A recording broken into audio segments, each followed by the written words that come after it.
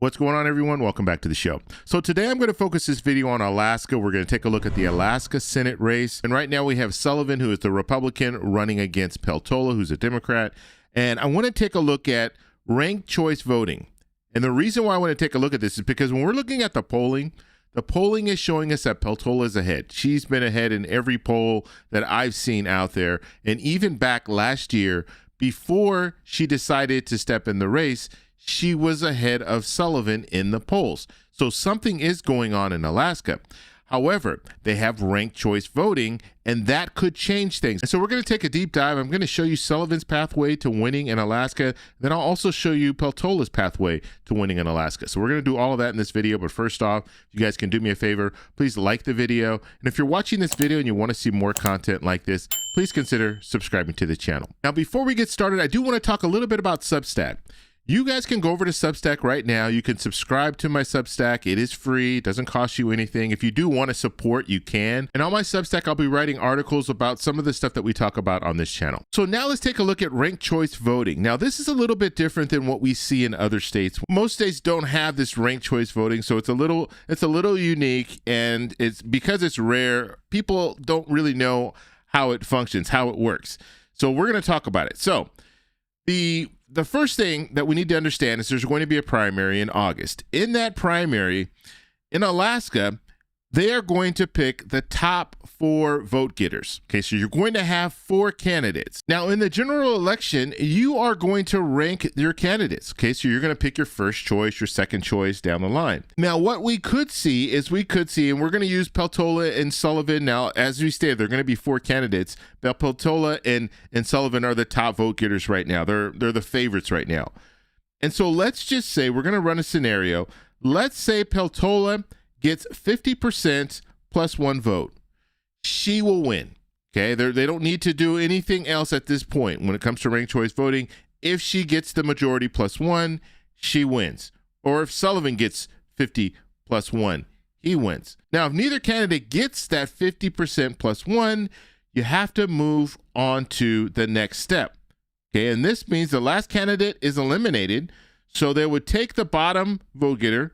You have the top 3 vote getters here. You take out the bottom vote getter. And then those voter ballots, they transfer to the next choice. So basically what we're saying here is you have this candidate here, the D candidate here. You eliminate the D candidate. So their second choice now moves up. And so let's just say if someone voted for, I want D as my first choice, but my second choice, I want that to be A. Well, now that second choice vote will go up to A. And so now that increases the numbers for A, okay? And what they're going to do is they're going to continue doing this. So if you only need 1 stage, and so let's say the race is close, so you only need to eliminate D, so that moves up to A. And if A can get over 50% plus 1 with the elimination of D, and if there's enough votes that come in, then that would mean that A wins. And if not, then they have to move to the second round. And so out of the people who voted for C, what was their second choice? And then they'll move that into A or B, and then until it gets to 50% plus 1. That is how ranked choice voting works. And so now I want to apply this to recent polling. Okay, now we're looking at 270 to win here, and they're showing here August 18th. That is the primary. Now in this primary, as we stated, they're only going to take 4. So let's say they took the top 4 here. So Peltola, Sullivan, Hill, and Ryan. Okay, now this poll is a little dated. This was back March 29th. Okay, so let's say they took those 4. Then those 4 would move in to the general election. And so now let's look at the polling. Okay, so this is the general election. This was conducted by Alaska Survey Research, and it was posted on 5/26/26. Okay, 1,401 likely voters, margin of error plus or minus 3%. Peltola at 48%, Darden at 5%, Hickey's at 3%, Sullivan at 44%, and then other at 0%. Okay, so that is one poll. Now, when we move down, this is the same pollster, Alaska Survey Research, but this was posted a little bit earlier on 4/23/2026. 1,946 likely voters. Margin of error there is plus or minus 2.5%. It's showing Peltola at 49, Hill at 3%, Ryan at 5%, Sullivan at 43%. So we're going to break this down, both of these. We'll break down this one, we'll break down this one. The top one here, this one benefits Sullivan. The bottom one here, this one benefits Peltola. And I'm going to explain to you why, because Peltola has 49% at the bottom one, 48% at the top one. Why doesn't this poll benefit her? Let's explain. So when we're looking at ranked choice voting, we know that there are going to be 4 candidates. So you have 4 candidates here. Now remember, if Peltola doesn't get to 50% plus 1, they have to eliminate Hickey's, okay? And if they eliminate Hickey's, those votes need to go somewhere. So that's second choice. So people who went in and said, you know what, Hickey's is going to be my first choice. My second choice is going to be someone else. Now, Hickey's is a Republican. So it's more likely than not that Hickey's vote, his second choice, is probably going to be either Darden or Sullivan. Okay, but it might not be Peltola. Okay, now Peltola, she is more of a moderate Democrat, so she could get some votes. But for the sake of this poll that we're doing right here, I just wanted to mention, if it comes to Hickey's, because he's a Republican, he's more than likely to have a second choice as Darden or Sullivan. Okay, so that could help Darden, bring Darden up to 6%, or it can bring Sullivan up to 45%. But if we're looking at that, let's just say the majority of those second votes from Hickey's is going to go to Sullivan or Darden. But what I want to do is I want to really show you what's going on here. Let's say that Hickey's votes go to Sullivan, and then you have a small percentage that go to Darden, and then even a smaller percentage that goes over to Peltola. Let's say these numbers move Peltola up to 49%, move Sullivan up to 46%, and then Darden, let's say Darden stays about the same. It's not enough really to move his percentage up. Okay, so now you have 49% to 46%. Now, Peltola still didn't get over the 50% plus 1. So what happens? They need to move to the next stage. The next stage is now going to eliminate Darden. So you eliminate Darden. Let's say a lot of the supporters for Darden are also supporters for Sullivan, but they want Darden over Sullivan. But their second choice is Sullivan. And so let's say that full 5%, or at least close to that 5%, goes over to Sullivan. And then just a small number goes over to Peltola, but it's not enough to move Peltola to 50%. But it's enough to move Sullivan to 50% plus 1. And so Sullivan wins. So that is a scenario that we could see, and this is based on the latest poll, okay? Now, as I stated, we don't know exactly. All we know are you have 3 Republican candidates here and 1 Democrat. So we're just assuming that Darden and Hickey's, these votes, the majority of them are going to go to Sullivan. There's no guarantee, okay? We could be looking at a situation where the reason why people are voting for Hickey's and they're voting for Darden is because they don't like Sullivan, and that's why they didn't vote for him, and they didn't vote for him as their second choice. Okay, so let's move to the second scenario here. If we're looking at this scenario, this is more favorable for Peltola, okay? And there are a few different reasons why. One is you have an independent here. So you have an independent, you have a Republican, and then you have another Republican, and then you have Peltola.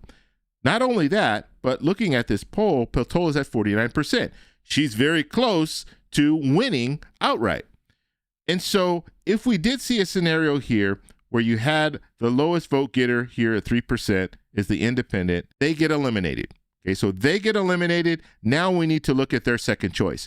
We look at their second choice and we find their second choice, the majority of their second choice is going to Peltola. Okay, so let's say Peltola gets 2%.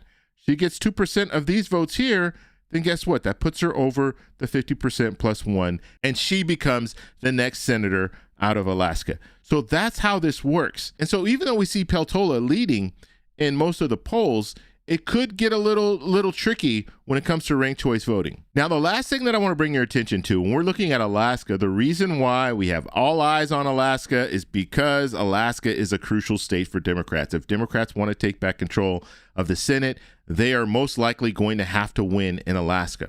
Okay, so if we're looking at a map and we have these, what I call the 9 states that are in play right now. We're looking at Alaska, we're looking at Texas, Georgia, North Carolina, New Hampshire, Maine, Michigan, Iowa. If we're looking at these 9 states and we're saying these 9 states are in play, in order for Democrats to take back control of the Senate, they're going to need to defend 3 states and then net 4 states. Okay, so and this is what it would look like. Democrats would need to defend Georgia. They would also need to defend Michigan and then defend New Hampshire. And so that's their first task there. Now, they also need to net 4 seats. And when we start looking at the rest of the map, we only have 6 states left. Okay, looking at these 6 states, Democrats have their best pickup opportunity in North Carolina, in Maine, and then guess what? In Alaska. And in my opinion, this is the order for the best possible pickup, which would be North Carolina. Then we move to Maine, and then we move to Alaska. Now, Democrats also need to pick up 1 more seat.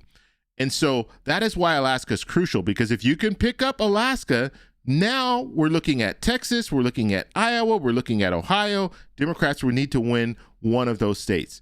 And it's very possible that we could see Democrats win in Ohio. We just saw the latest polling coming out of Ohio showing Sherrod Brown ahead. When it comes to Texas, the latest polling is showing us that that race is neck and neck. And the last poll that I saw showed that Tallarico was ahead just by a couple of points. And so out of the last 3 states that are in play, Democrats need to pick up just 1. Okay, so let's say they're able to pull it out in Ohio. Now Democrats and independents are at 51.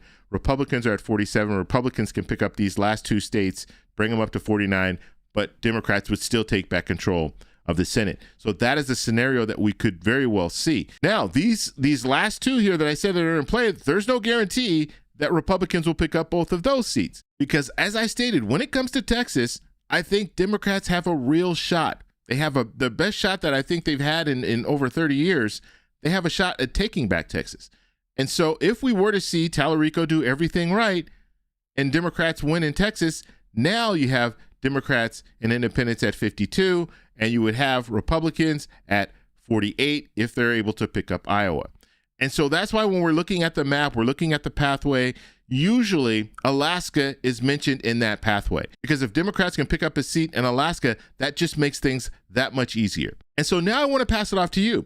What do you think is going to happen in Alaska? Let me know in the comments below. And then also, if you live in Alaska right now, let me know how the climate is. Just post it in the comments. What's going on? What are you hearing? Are people more, enthused about voting for Peltola over Sullivan? Remember, Sullivan is the incumbent, so he should have an incumbent advantage. And so if you are an Alaskan, let us know how people are feeling about this race. And before you go, please like the video, subscribe for more, and remember, stay informed, stay engaged, and I'll talk to you in the next one.